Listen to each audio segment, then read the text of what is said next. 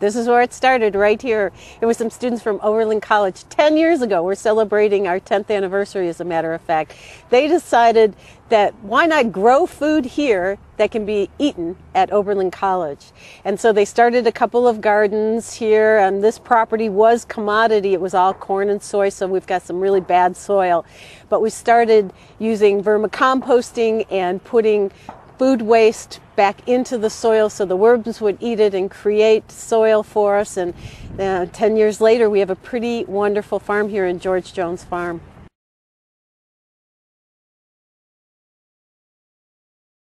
Really, it is how our society was when it was an agrarian society. That's why this is the new Agrarian new Agrarian Center. In our case, we have two systems that are local sustainable food systems. And George Jones Farm here, we grow food that we sell to Oberlin College, we sell to CityFresh, so we don't travel far to sell our produce to people. When you're eating food that has been in the ground just recently, it's healthier. You know, a lot of the food that we get in the grocery stores, it was picked green, it ripened on its way in a truck. It loses a lot of the nutritional value that way. Our soil is excellent, so our produce is excellent. It's healthier for people. And then when we sell to Oberlin College, we get that food waste back because this is Oberlin College property. So we use that food waste to feed our worms, who then give us soil amendments that go right back into the soil. It's this wonderful small system that doesn't involve trucks traveling across the United States or any kind of lag time between the time the produce comes out of the field and the time it gets right on people's plates.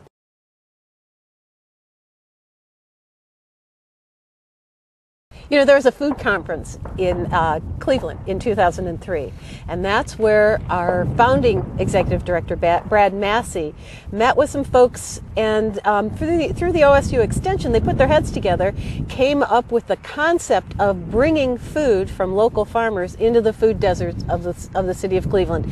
They went for a grant, they didn't get it. Finally, in 2005, they got a USDA grant for a pilot program where they set up at Clark and 25th Street, the very first CityFresh Fresh stop. They went down south here about a half hour, bought some, to feed a larger group, we're going to need a bigger farm than what we have here at the George Jones Farm. Bought some produce from some Amish farmers who use natural farming methods, took it to this fresh stop, and started the model of charging people for 1 week, just a 1 week CSA, where they pay a certain amount for a family share or a single share. Next week, come and pick up that share of the harvest. 233 times people picked up shares of that harvest that first year. And last year, our 5th year of CityFresh, in 3 counties now, Cuyahoga, Summit, and Lorain, we distributed over 18,000 shares of local fresh produce. And those Amish farmers down south in Homerville, close to us here, we gave them over $140,000 in income. So this is another system that the food is grown close. It's sold here in the inner city food deserts as well as some of the suburbs, because our system works where if you can afford to pay full price, you do, and if you can't, we give you a break in the price, and the people who can afford to pay full price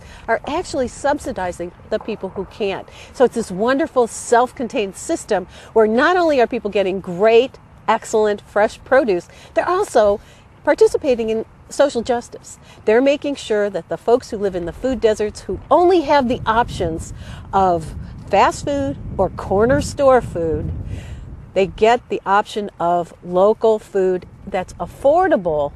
And there has been a study done in 2007 where they looked at particularly low-income folks who participated in CityFresh, and they did some pre-testing of how many fruits and vegetables they consumed, and then post-testing at the end of the CityFresh season. Huge difference between what was consumed before and after. We're helping people change the way they eat. And in the food deserts where they don't have the opportunity, you know, you're not going to take a bus with a couple of kids and go to a grocery store. That's just not going to happen. So we bring the groceries to them.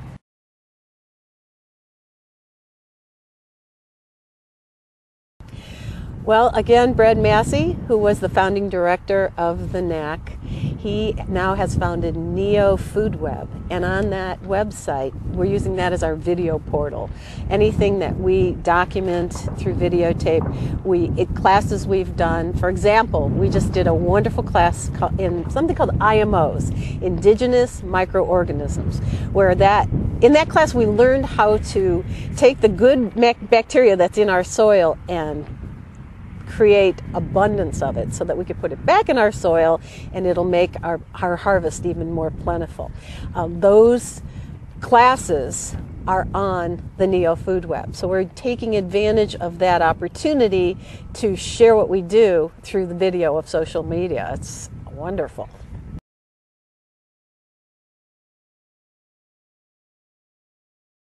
Everybody who works at the farm is an apprentice.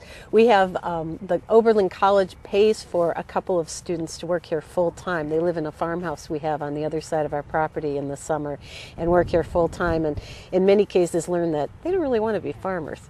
However, they have a wonderful, wonderful opportunity to learn all about sustainable agriculture. So everyone who works at the farm, whether they're an Oberlin College student, a Lorain Community College student, or a local high school student, everyone's thought of as an apprentice.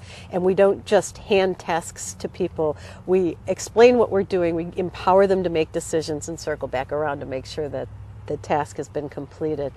Lorain Community College is beginning a Certificate of Sustainable Agriculture program this fall, and this farm will be the site of a number of their classes, and the students who are taking those classes will also do their literal field work right here, which is wonderful for us and wonderful for them as well, because it isn't just theoretical. They're absolutely going to get hands-on education of sustainable agriculture. So we consider ourselves educators as much as we are farmers. Our farm operations manager actually has a master's degree in education, environmental education, and she works really hard at educating while she's also working with folks. Plus we have a program called Garden Camp, which is for anyone who has finished 2nd through 5th grade. We have 3 sessions in the summer. It's a typical day camp from 9 till 3, and kids get a chance to work in the field. They get a chance to do crafts. We've got wetlands here that Oberlin College actually also does a lot of experimenting on. We've got a forest of maple trees. Last year the kids found some salamanders, which in this day and age is like a miracle. Very exciting stuff. So we also, basically, we educate kids from age 7 to the older adults who are here as volunteers.